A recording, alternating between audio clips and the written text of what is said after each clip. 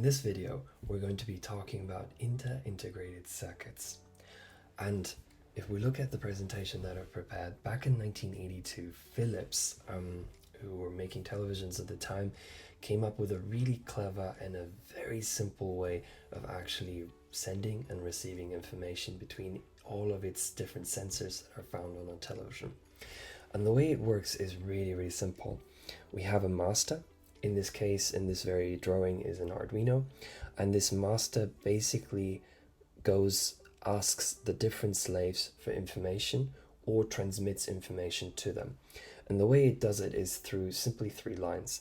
The first is a serial data line, SDA for short, and then the next is the serial clock line. And using just those two cables, along with grounding them, all the slaves to the master, is you're able to send and receive information accordingly.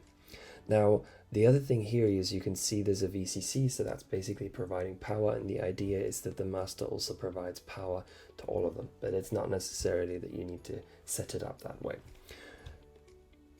Now, I'm going to show you the schematic for today's presentation. The way we're going to do this is we're going to use two ESP32s. One ESP, which you see here, is going to be the master, and the other one is going to be the slave. And the idea behind it is really simple. We want to use this potential meter, and whatever value that we give it, whatever we turn it up or down, we want the LED on the other side to basically go dimmer or brighter. And the way we're going to do this is, first of all, is using pin 33 to receive this information from the potentiometer. You can see that we have grounded it, and then we've also provided 3.3 volts to it. Now, in terms of sending the information from the master to the slave, what we have to do is basically use the serial data line, which is the yellow one, which is assigned to pin 21 on both of them, and the serial clock line, which is basically assigned to pin 22. And we've also grounded the two master controllers, and this is quite important. Now, in terms of making the LED brighter, what we've done is we've assigned pin 23 as an analog pin, and we're going to give it the value that we're receiving, and that should make it dimmer or brighter. Now, let's show you the actual code for this. Now, here on the left hand side, what you can see is basically the master code, and it's really simple. First of all, let's look at the potentiometer and how that's set up. We're going to basically assign an integer called LED brightness, and we're going to basically analog read it from pin 33. Then we are going to map it, so basically scaling it to a different value, because the range that we receive is between 0 and 4095, and we want to basically scale it down to basically 255 to 0. Now, the next thing you can also see is that we are having a serial communication line, which allows us to see what was going on, and we're printing basically the LED brightness. Now, that's part number one. Now, the question then is, how do we send the information from one microcontroller onto the other? And the answer is really simple. The first thing is we need to include the wire.h header file. And this actually has the I2C functionality and what have you. And in order to basically say to the microcontroller, hey, I want to use I2C, we need to initialize it. And the way we do it is we write simply wire.begin. The next thing is how to send information.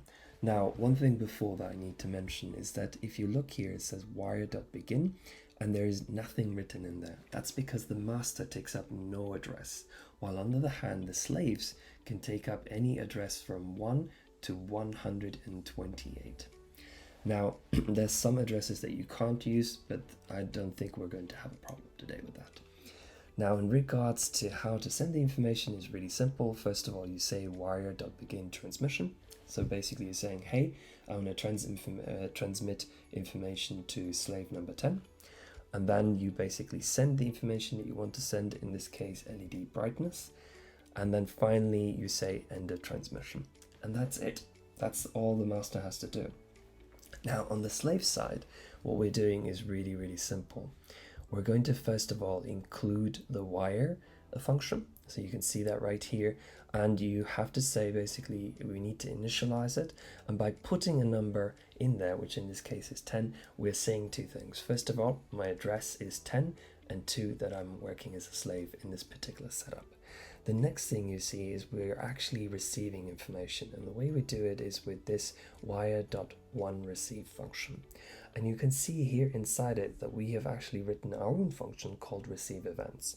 When we look down there at the bottom of how this works, you can see that basically while there is I2C communication, we're basically reading it and assigning it to LED brightness.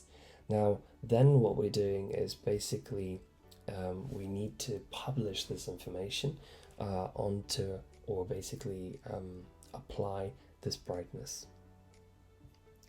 Now what we need to do is basically take this variable in LED brightness and make the LED brighter or dimmer depending on the value that it receives. And the way we do this is, first of all, we need to assign or inform the controller that look, pin 23 is an output, and then we're analog writing it as pin 23, and that it is this value, which is LED brightness in this case. Last but not least, we've also got a serial print line. Okay, now I'm going to show you how it really looks out there. Now here you can see my setup. On the left hand side, or of this side, is on the right hand side is basically the master, and then on this side is basically the slave. And you can see I have a potentiometer. I've connected the voltage in this case to the 3.3 output. You can see the ground is connected to ground, and then finally we're sending the analog reading to pin 33. You can see the communication line is here. We have the serial data line, the serial clock line, pin 21, 22 respectively, and they're going all the way to the slave. You can also see we've grounded it, and then last not but least we have an LED which is there. So the other thing that you can see is I've only got one USB in use, and what I've done in order to counteract that, all I've done is basically put a 5 volt here and connected it to there, and what it does is basically it sends voltage from here to there. Now if I turn this, you can see that it gets dimmer, and if we go maximum it goes brighter, and that's how it works. It's very simple. What we're going to do next is we're going to go back to the presentation, into the schematic of the actual train model that I've created. And the reason I'm doing this is because I want to explain one more component that the I2C really needs. In this case, what it is I2C comes in various types of voltages, more commonly 3.3 and 5. The ESP32s that you just saw both run at 3.3 volts. However, the Arduino that you see here on this particular drawing and the Arduino Nano Every, both of them, run at 5 volts. And the problem is when you send information and receive information at different voltages, it tends to become unreliable.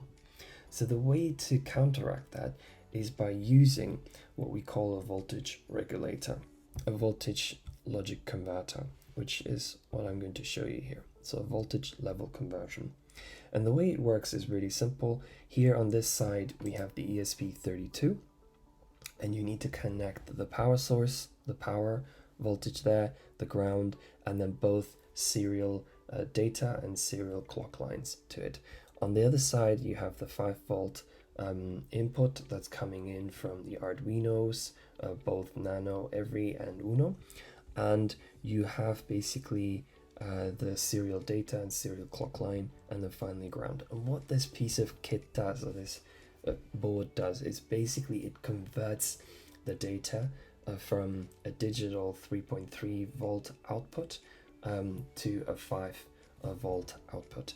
And the same is when you're receiving data. If you're receiving data at 5 volts, you're going to have that converted to 3.3, and that way you get a very reliable connection, and then also most importantly you do not damage any of the microcontrollers. Now in terms of the schematics, the way you see it is you can see all of the you can see here is the power line, and they're all connected to each other. Then you see the serial data line, the serial clock line, and those are connected to all the nanos and unos and the uno. And then on the 3.3 volt side, you can see that's connected to the 3.3 volt. We're grounded it, of course, and then the serial data line and clock line. And that's it. So thank you for watching the video. I hope you've enjoyed it.